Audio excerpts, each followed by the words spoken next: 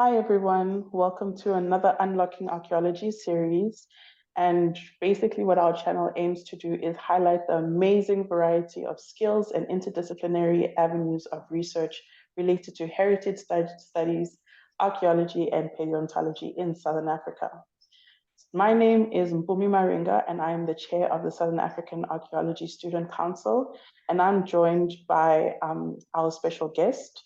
Surely maybe our council members will join a bit later.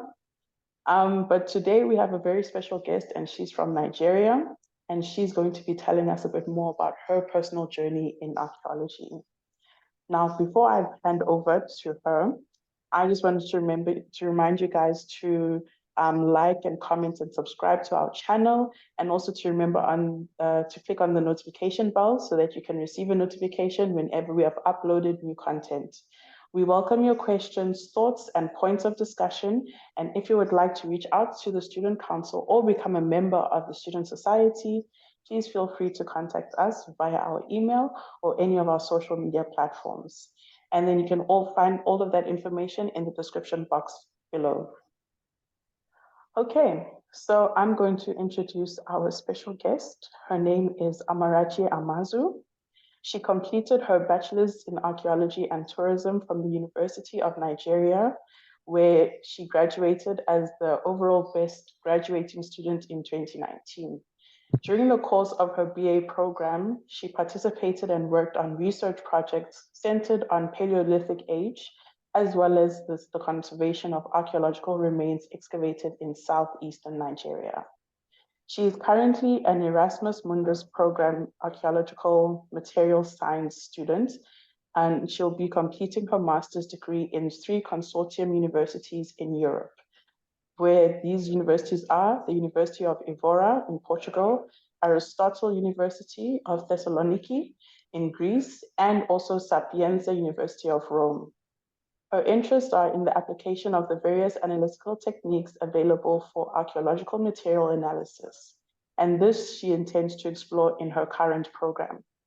She is also a member of the Diaspora Vote Youth Delegation, which is an initiative aiming at offering more representation and inclusion to racialized communities living in Europe.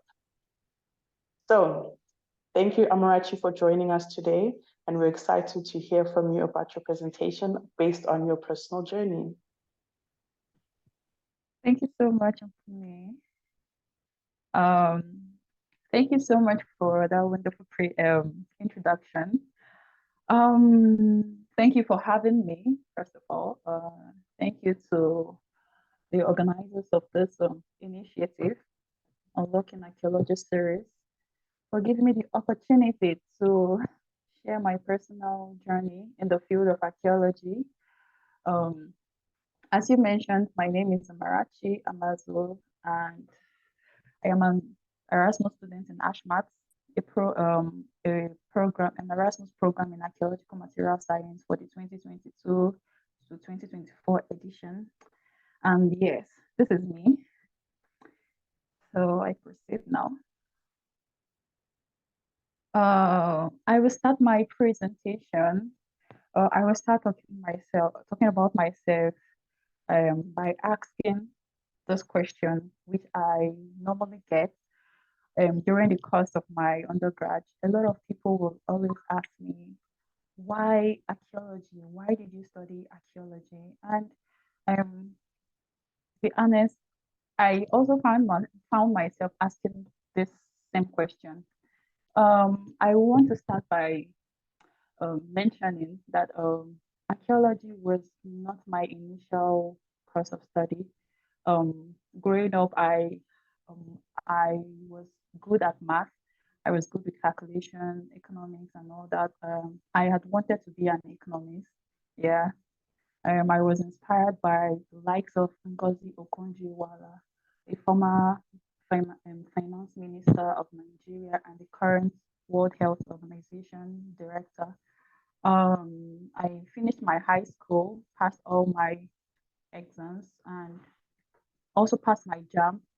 JAMB is the Joint Admission Matriculation Board. It's a compulsory exam for every Nigerian who intends to go to the university. It's an exam that you have to pass to gain admission into the university. So I had also applied to study economics, but unfortunately, I wasn't admitted. Yeah, I had to.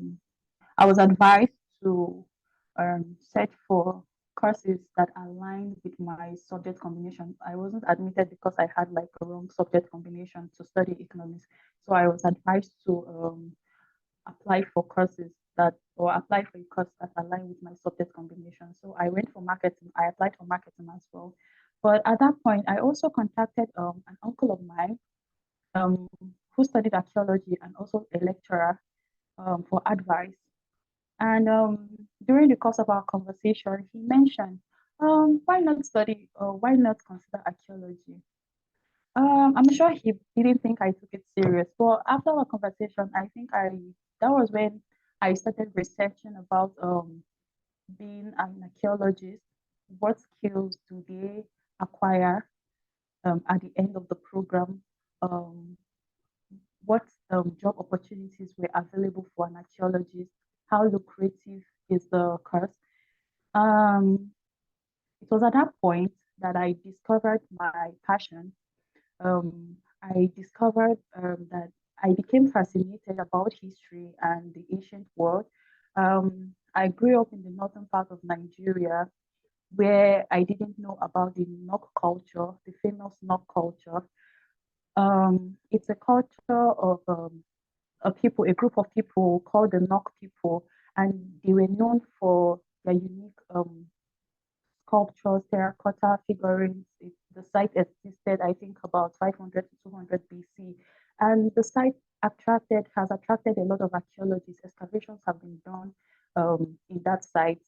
I think one of the prominent excavations by Bernard Fag. Yeah, I hope I'm not mistaken with his name.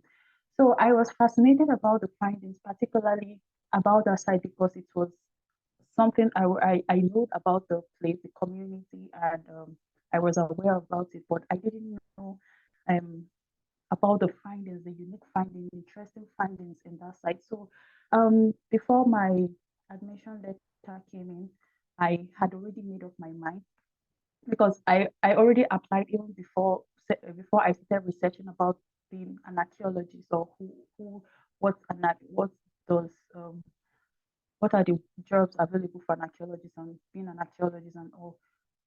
When I had already made up my mind that whatever happens, I will just or I might just settle for archaeology.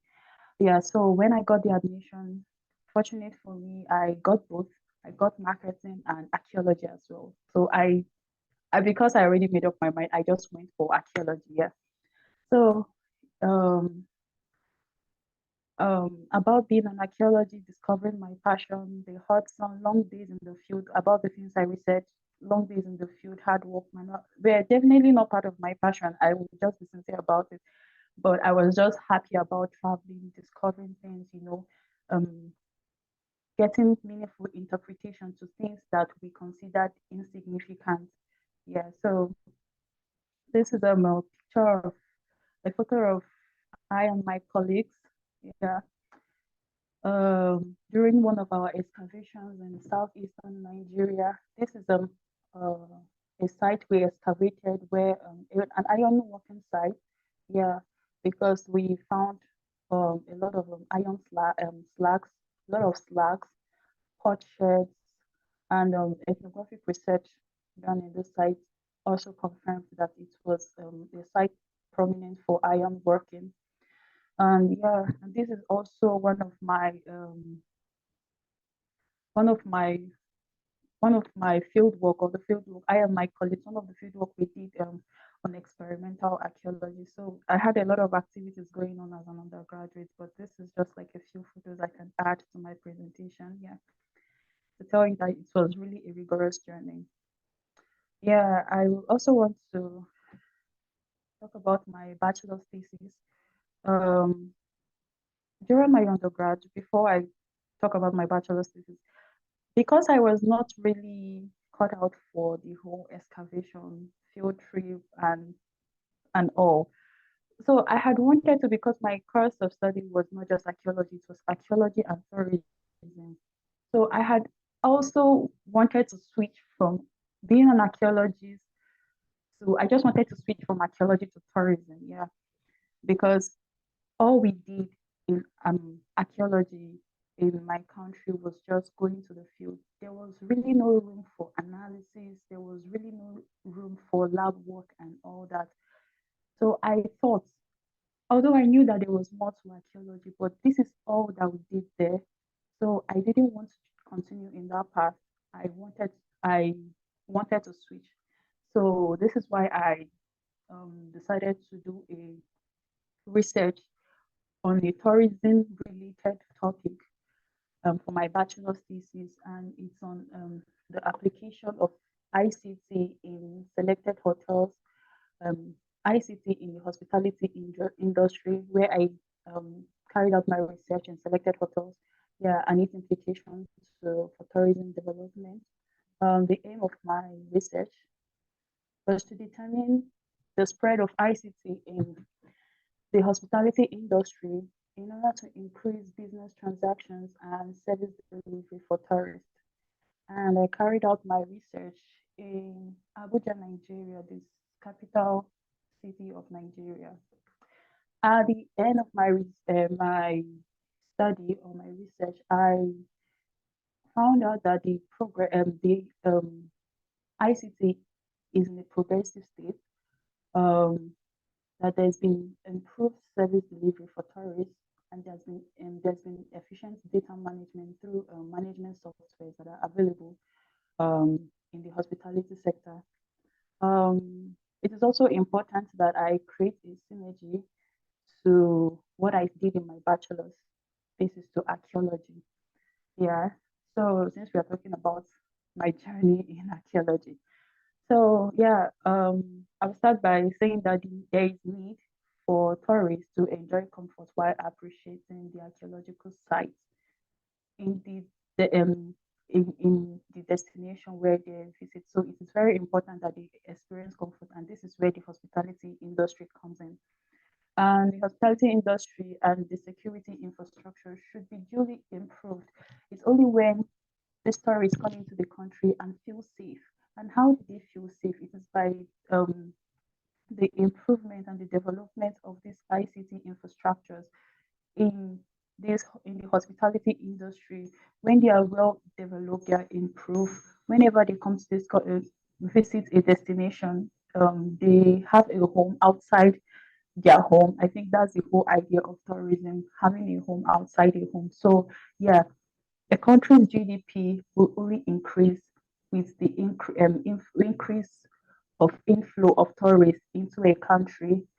Sites, archaeological sites will become more appreciated when tourists come in to this country, when they visit the country. And it's also related to um, everything all boils down to how safe are they um, in the country where they visit. So I hope I'm able to create the synergy, or I hope that my synergy with the what I did in my thesis aligns very well with archaeology. So yeah. Also, wasn't able to. I also want to mention that my bachelor's thesis was published as a book chapter in the book Tourism and National Reformation in the 21st Century Perspectives and Direction. It's a tourism textbook. It's not online yet, but you can get a hard copy of it. The hard copy of it is available in the Department of Archaeology and Tourism, University of Nigeria Nsukka. Yeah, I co-authored this. Um, I, wa- I, I was a co-author um, with my supervisor in the textbook, the book chapter of in the book chapter of this textbook. Yeah, and it was published in 2022. Um, Completing my bachelor's degree, um, my hard work, resilience, and determination actually paid off. Yes, it wasn't an easy journey. It was a lot of up and down. Um, a lot of back and forth, um, failures.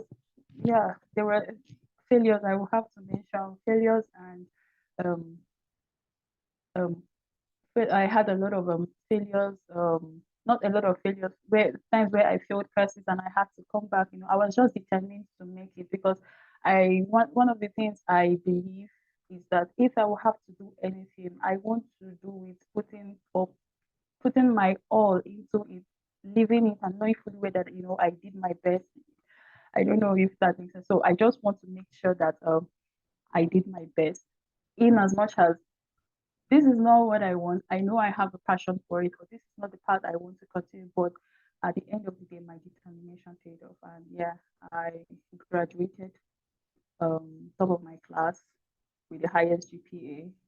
And after graduation, what next? I started searching for available opportunities,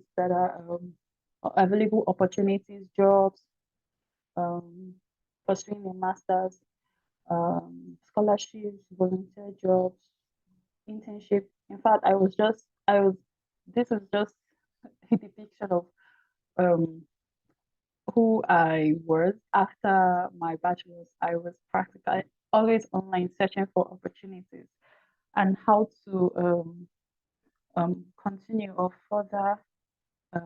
continue with how to further with what I have done or how to further with what I have done in my bachelor. So yeah, I was considered for a graduate assistant position in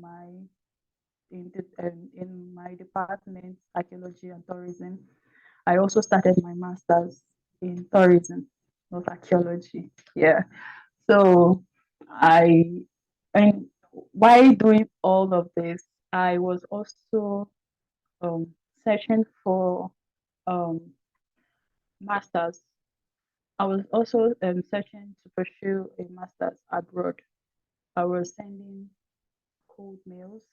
I was cold mailing, writing to professors on available funding, and a couple of them will read my profile, and okay, you have a nice profile, this, but unfortunately, I don't have, so yeah, so this is a couple of rejection letters I got um during my applications or during my application days.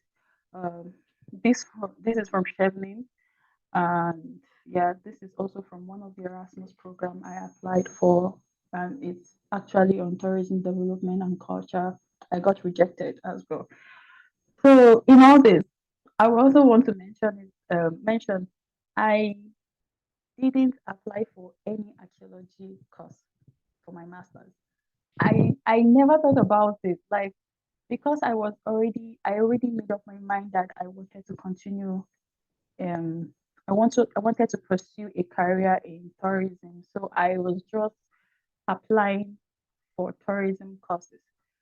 So and I got tons of rejections. I believe that it was part of the journey because I read a lot of success stories of people who got scholarships abroad, who finally got offer abroad. And one of the things they always mention is that they got their they got rejections. Like prepare your mind for rejections. So I think I already made up my mind that I know that these things will come, but I was just determined because I know that somehow one of the things that made me understand is that for every application I made, I found out that I was improving along the line. My writing skills was improving. My being able to know how to apply for these positions also improved. Yeah, so at some I just tried to improve. I just tried to improve on a lot of things during the course of this application. I didn't let the um I didn't let the rejection letters get to me. So rays of hope at last. Yeah, this is finally an offer. Um, I got that was last year May. Um, for the ATMAT program. For the ATMAT program, yeah, I got this. This was the offer I got, and this is also from my recent offer to be part of the um, to be to be a delegate at the European Youth event. Um, it's going to be it's going to give me an opportunity to speak about issues concerning racism and a lot of issues affecting international students or students in Europe. So yeah, even with all the rejection letters, I now I can say that my determinations, resilience, and everything paid off. Um, I also added here some of the scholarships some of the scholarships that are available for archaeologists. Um, yeah, this is the DAD website where archaeologists can apply. I will be talking about archaeologists or students can apply, international students, where you can find international programs. Um, that website is one of the sites that I visited a lot because I'm Germany was it's specifically for Germany. Germany was one of the programs it was one of the countries I wanted to go. So I visited the site a lot. So it's a site it's it's a site that has a lot of programs for of universities and for students that want to study in Germany. This is for Erasmus as well. It has a lot of programs in it. I think it has about I can't tell, but they have a lot of programs, so you can just filter you can just you can apply for whatever program. It's not just archaeology, just any program you want to. You can just write and filter, and there are a lot of them, a lot of courses, a lot of programs, a lot of opportunities out there.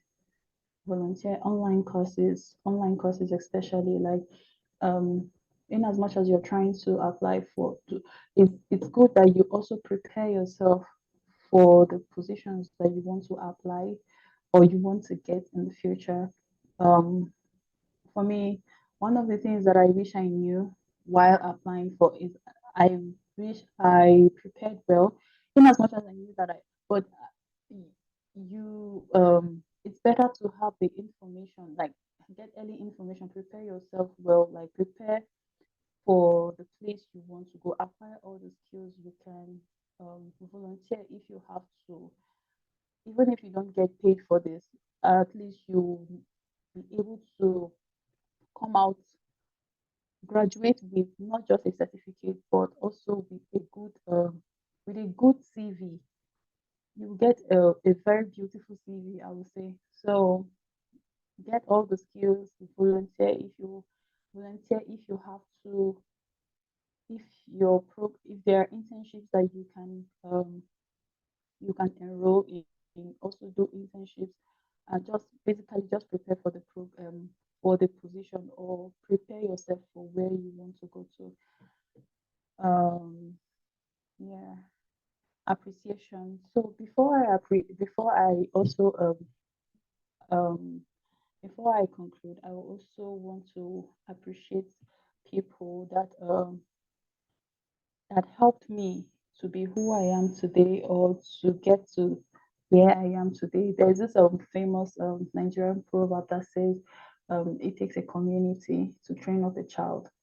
Yeah, it takes the effort of my family members, husband, my friends, colleagues. It takes the ideas that we shared as classmates to get me to where I am today. So um, I will advise that to students that want to apply, that are looking for positions abroad, is that networking is very important. Build a very good relationship. A strong network is very good, and also try to graduate well. It's very important because right now the competition is very high. A lot of people are seeking for, a lot of people know what you know, or how would I put it, but the ability to stand out is very important. And how do you stand out? Is by graduating well, first of all, from graduating well, have a good degree. 2-1 should be the least.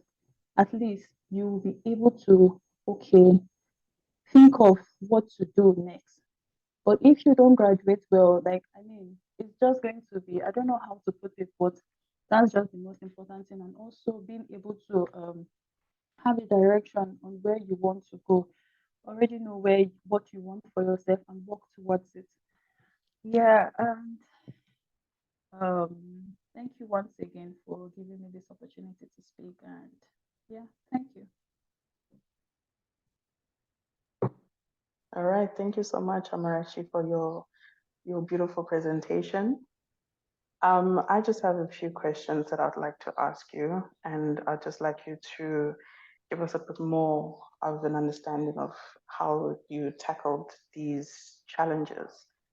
But more so, you spoke about your family, right, in the beginning, when you spoke about your uncle and him also helping you with this pathway that you were creating in archaeology. What does your family think about your path now?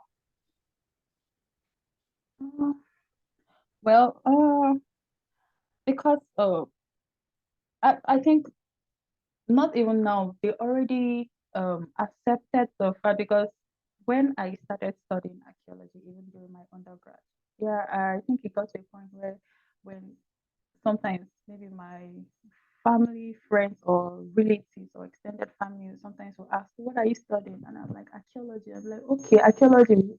What do they do?" I found out that I don't just say I am. It's not enough to say you are an archaeologist. I'm always prepared to explain what an archaeologist do. So it was at that point. Sometimes I'll be like, "Okay, are you sure I am not on the wrong path?" Yeah, but my family, immediate family, they were okay with it because yeah, because I already know what I wanted because I was explaining with okay, this is what I can do. I can work here, I can work here, and I didn't want it to I never wanted it to get to a point where they maybe somehow they will start questioning, are you sure you really studied the right course? So even after graduation, always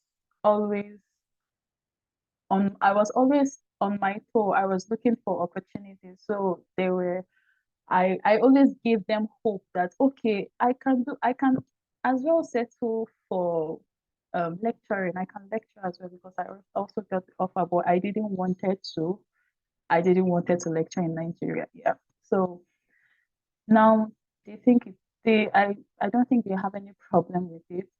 They are perfect with my decision. I mean, my family, they once you know what you want for yourself, they just align with it. So yeah. Okay, I'm glad that you know that they are very welcoming and accepting of your choice. It's very good for them to support you and to know that you're doing what your heart desires and this is where your passions are, it's where your strengths are. So that's good to know that you already have a good support system. So you're supported by your family, your extended family, and also your friends. So that's good. It's good to hear because we know that there are some people who still currently struggle with um, trying to um, get their family to understand what they're doing and why they're doing it. And sometimes their family just doesn't accept it. They want them to follow one route and they're really not for it. And we know that that could be tough in life and it's not where you'd want to be. So I commend Yeah, your family. They really did yeah. good. One of the things I will also want to add that sometimes one of people don't understand is that those courses that people tend to neglect. I don't know. In Europe is a different case, but in Nigeria, a course like archaeology, a lot of people neglect it, and I'm like, I am. It these courses that people neglect. Those are the courses that I think because if you neglect, who are those that will do it? Like who will do it? So I feel like you will if everybody have to study law, if everybody, because we have like a lot of people, they graduate law students every, and I asked myself, where will all these law students, where will they work? In as much as it's very good, but is I think you should have create a niche in whatever you are doing. Already find your purpose in whatever you're doing. If really you want to study archaeology because you're fascinated about it, because do it and do it well. That's just what I would say. Just do it and do it well. Don't do it because okay, my family are not in support of it. Then I will just study however I want it, or just a time will come where your service will be needed and you regret or you wish you had maybe put in the work, you wish you would have done maybe what you were supposed to do. So I just believe that don't students shouldn't give in to the pressure of what are you, this is not the cause, this is not a good cause and all that. So for me, I just believe that just know what you want for yourself. If this is really what you want to do, just do it and do it well. So That is true. That is true. Thank you so much for that. Okay, so just looking at the time here, so I'm just going to end this session and we can continue with the questions in the next meeting. That's okay with you? okay. All right, cool.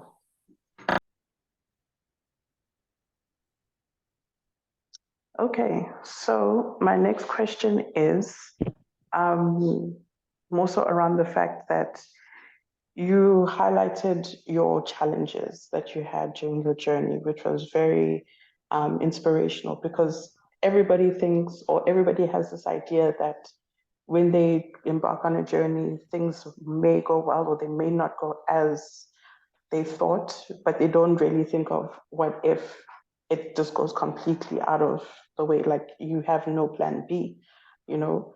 And you highlighted that, you know what, you had a few stumbling blocks along the way, but you didn't let that deter you. What was the main thing that kept you going?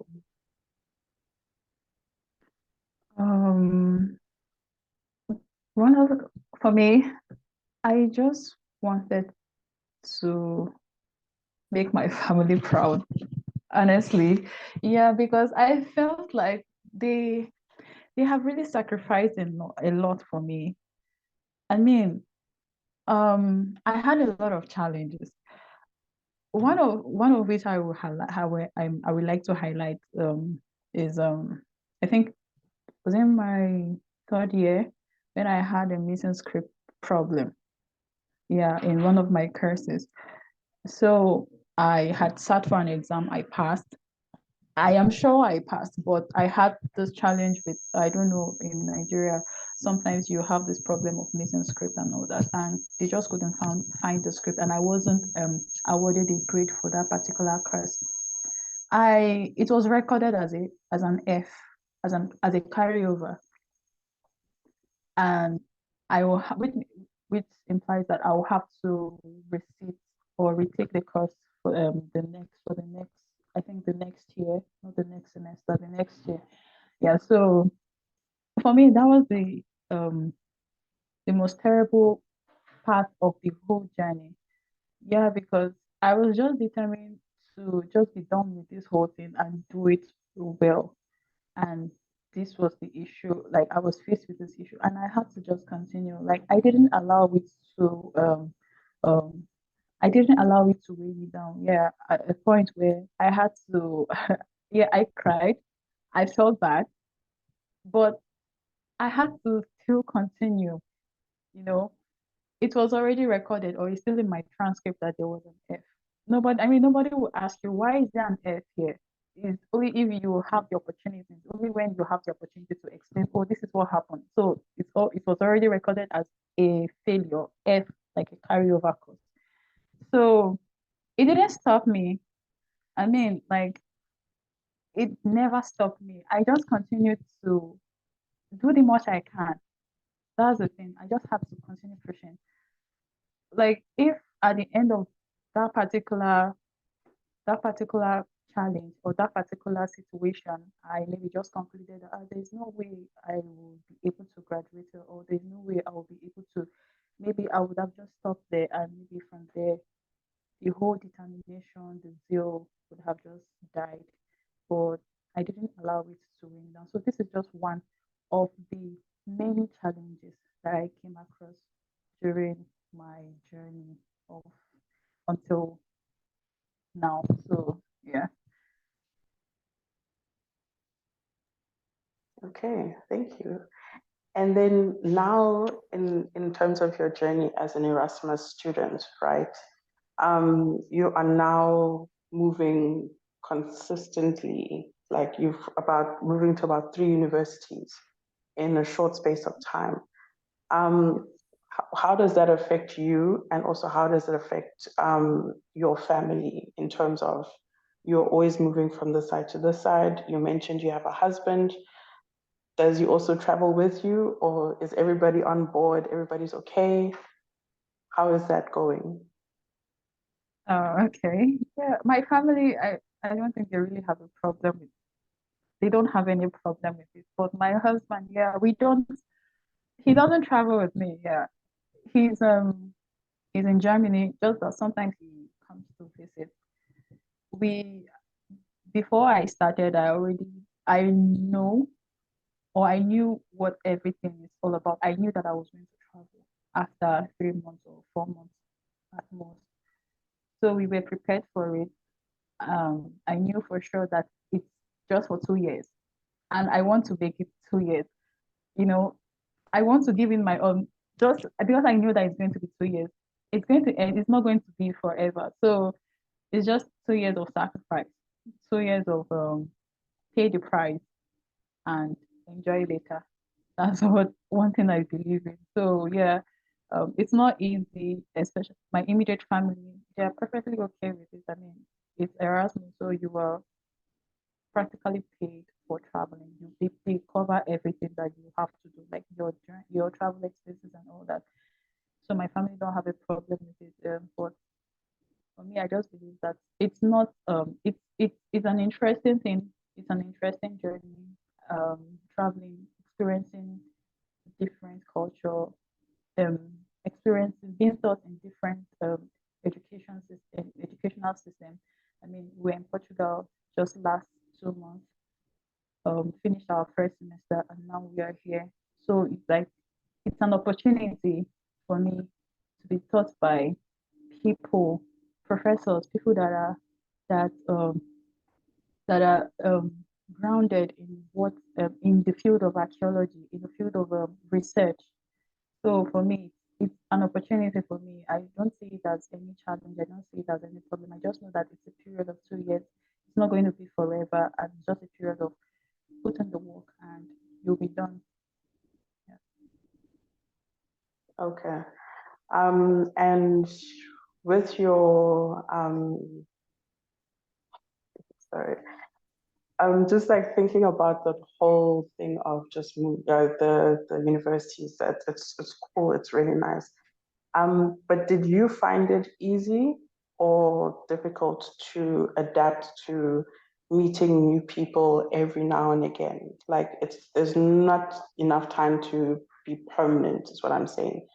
Like you now have to be comfortable with staying here for a semester, making friends, getting used to the people, getting used to the way of life, and then uprooting yourself again for the next semester in a different place.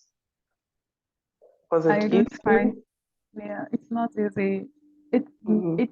I don't think it's. I don't know. Maybe it's easy for some people, but for me, it's not easy because personally, I take it takes time for me to adapt when I come into an environment, especially when you have the language barrier. You're still trying to, especially with the educational system. When I just arrived, when I started my program, I came from, I have spent practically all my life in Nigeria where there is a pattern and they have already a pattern, an educational system or a pattern which they follow. And you're coming into Europe faced with people from different countries. I mean, different countries, different continents in a classroom. And when I arrived, I was actually the first Black person that arrived in my class. So the experience that moment it wasn't funny for me because at some point I find myself, I will be so quiet in class that I would just say, because the whole system was new to me. I found myself, okay, some of the things that maybe the professor might just throw up a question in class, and I just couldn't bring myself to speak. I just wanted to understand. Maybe it's not possible for you to even think of the answer and say it when you have the white folks in class. I don't know how, I don't know how I got it. Like I had um that thought in my head, but sometimes I was like, no, just keep quiet. Like they have to know it. They just have to, like they should know it, something like that. Like so it took me time to adjust. I just had to realize that they are the same people, they are still your classmates. Don't the whole mindset of maybe the whole mindset of, I don't know how to explain it. Maybe I already came in with a particular mindset that, oh, these people are very good and all that, or maybe you are.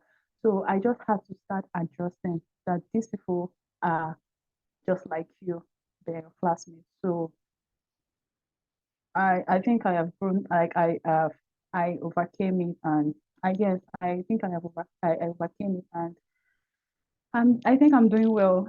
Yeah, with the and also with moving from one country to another, it's not easy as well, the whole changing environment and all that, but I am getting used to it. I think I'm getting used to it. Okay, cool. I can only imagine it must be difficult. Like, well, obviously being there, it's a new environment. You have to get well acquainted with the new ways of life. Just the simplest things might just be your biggest challenges at that time. So it's understandable, and also coming with a preconceived idea or notion or mindset of how things are going to work out, that also it gets thrown out of the water, because then it's not like anything you've experienced before. That was just you mentally trying to prepare for something. So allowing the change to happen is actually a good thing, because now you're actually seeing what's going on, and you're like, okay, I can see what's this. I can adapt. I can change. It's not more so fitting in. It's just you finding your place. So yeah, I agree with that, and I'm glad that you also see that there's growth within yourself. Like you building that confidence and getting to know how to move about. It's a lot to take on, but it is doable, and I commend you for that. And then now this question goes out to more so like the more so like the audience. But from your perspective and your understanding, do you find that students, especially archaeology students, do you find that they go for these opportunities? Like you said, there's the DAD scholarship and the Erasmus scholarship. Do you find that they take these opportunities? Yeah, sure. Why not? I mean, for any student that wants to succeed in the field of archaeology, I think it's only wise to look up for opportunities. And this is one of the opportunity, or this is one of the scholarships I will recommend. I mean, you have a lot of benefits. There's nothing to lose. The only thing you get is that you get rejected, but it still doesn't define anything. I mean, being an Erasmus scholar, you're being paid to travel. You're practically being paid to sit in the class. I mean, when I think one of our last semester, some students, I think a particular student, she missed class or something, and the lecturer, one of the coordinator has said, oh, do you know that you were paid to be here? So even if you fall sick, I don't know how he was explaining, but that was when he kind of mentioned that you were being paid to be in class, something like that. So it's like you're being paid to be in class, everything is covered. So this is one of the opportunity I would recommend. A lot of them, the DAD is not really a scholarship. It's for students that want to study abroad. So the DAD website is like the website, a database for courses, programs, different archaeological programs in different archaeology programs in Germany.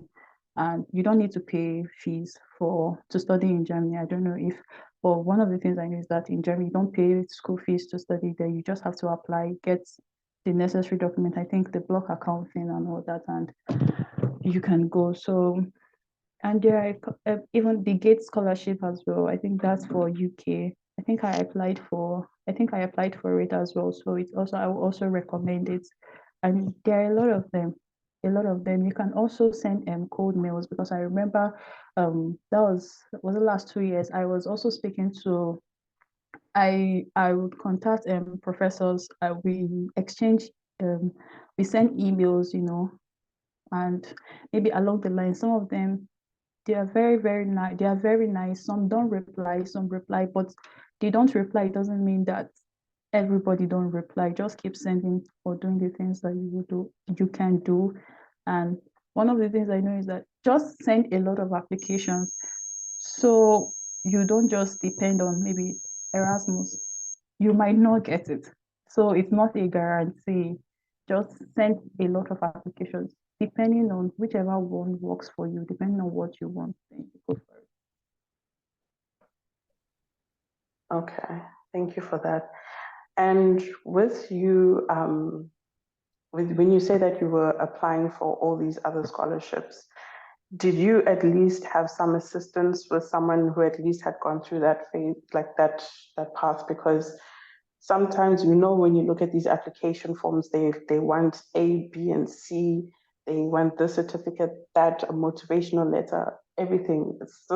It's a lot to ask for in one application sometimes, and you don't even know what is the best thing to say, or where do I even get this form to, just to apply for this.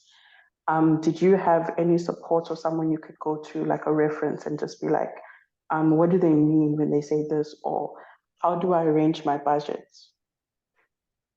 Okay, for me, when I started applying, I didn't have anybody. I started um, officially applying in 2020 during COVID. That was when I started. Okay, everybody was indoors, so that was when I started looking at really paying attention to, okay, if I want to study abroad, I need to start searching for opportunities. I really didn't understand what they wanted, or I don't, or to say, I really couldn't interpret some of the things I saw on the course website. I I really didn't know what they really wanted. So some of them, I think I ignorantly just sent application what without even knowing what I was doing, or if this is actually the right way to do it.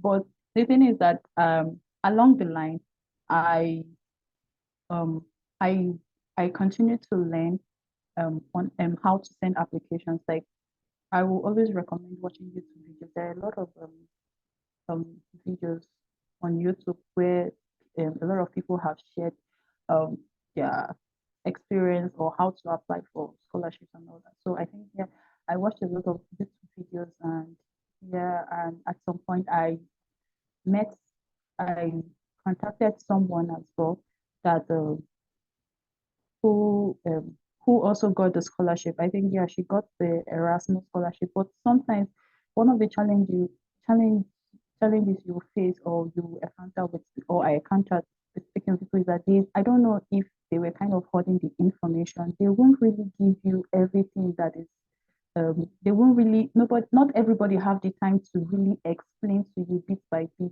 how to maybe how to send application, especially how to write a motivation letter. It was really a challenge for me, because okay, I mean, I think was it even last year, I kind of bumped into one of the motivation letters I wrote, I think in 2020, and I was like, okay, if I was the one that would give, I wouldn't even give myself admission. Like, I wouldn't even give myself, and even I won't give myself an offer, because it was a mess. You understand? So it was I had to I kept on um I kept on and speaking to people, bit by bit, information from here and there, and somehow I was able to put in things together. And also I think it was along the line. I didn't meet my husband when I started. It was along the line that I met him, and a lot of things started becoming clearer to me on, okay, what do I really need to do? How do I even write this motivation letter? Okay, I will start by maybe highlighting, okay, this is what I study, this is what you do. Okay, be able to um, create a synergy with what you studied in your bachelor's, with the program you want to do. Also mention some of the things that maybe that was also stated in the course description that you want to apply for. You know, it has a way of, okay, you really went through this and you really read it and you understand what you were able to, um, create a synergy or with what you've done before and what you want to do in your master's or in the program that you want to apply for. So it really made sense. Yeah, so it's very nice. That was one of the that's why I mentioned that it's very good to network.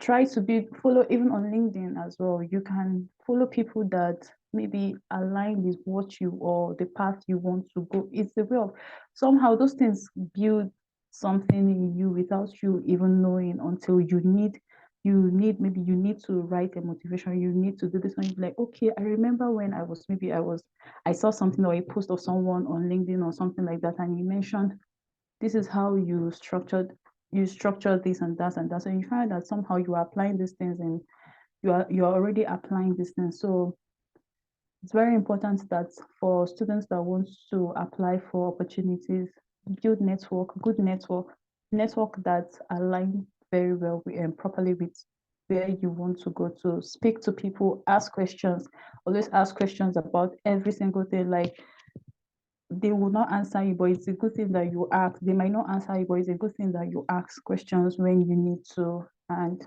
yeah, I don't know. I think that's it. All right, thank you. And I also recommend looking at like keeping those old applications or your documents, just like you said, your motivational letter, because you can see what you were writing before and you can correct it now. And you can also use some of that information that you tried. You just don't know how to write it and sell it to the agency or wherever you were supplying your motivational letter to. But it is a good thing to keep those things so you can, it will help you build as you go on in the future. Um, and then I have my final question. As you mentioned towards the end of your presentation, how important it was for you to, what it really means to have, it takes a village, right? So basically it takes a good support system to help you get to where you need to be, right? And I commend you for acknowledging them and sending your appreciation. That is amazing. It is truly amazing to acknowledge them because they really do so much. Even the smallest support that they can provide you, even when they don't even know how to support you, they still stand strong. It means so much. So I just want to say, has your village grown in terms of support and also the people that come to support you and help you? I didn't get that. Can you please? Okay, so I was saying that because you said that you have a village, right? That you want to thank the people that helped you during this journey of yours. I wanted to know, has it grown or has it decreased over the years that you've gone on this journey? Oh, you keep when I say yeah, village, the support system, your community, they have grown. For me, there's been growth because as you keep going higher, you keep attracting or kind of aligning with other people um that are going, or they are already there, that are where you are going to already. I don't know how to put this in, but yeah, for me, it's not the same number of community I had, or it's not I had when I was an undergraduate. Like, it has grown. Now I have, like, when I say village, now I have my colleagues here now. I we share ideas, we we unlearn a lot of things, so it has grown massively, and I know that it will still grow because I am out for the network, the meeting people, getting and having strong relationship, real relationship with people, so because it really helps. So my village has grown, my community has grown, and I believe that it's very important. I don't know if I answered your question very well, but yeah. No, you did. Thank you. It's one of those things because as you increase in your achievements, right? Sometimes people will fall away because you can see who's real and who's not. So that's what I just wanted to find out as well. Like, did it fall away and did you just have like three people and be like, these are my ride or dies? Or did it increase from, you know, like, did you just feel have like a good strong base from the beginning and it just grew as you continued on? Because I mean, it's different for everybody as well. So I just wanted to know from your side. Yeah, Mm. it has grown massively, and yeah, it has grown. Like even at some point, the community you have like while growing up or during your undergrad would even change because the some of the things that how would I put it some of the um some of the people you have sometimes your purpose don't align anymore. So you have to leave and maybe acquire or meet new people or other people that are also going to maybe where you want to go, something like that. So, yeah. All right. Thank you so much.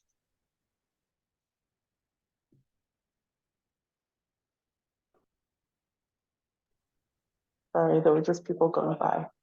But I'd just like to say thank you so much for joining us today and being our guest on the series.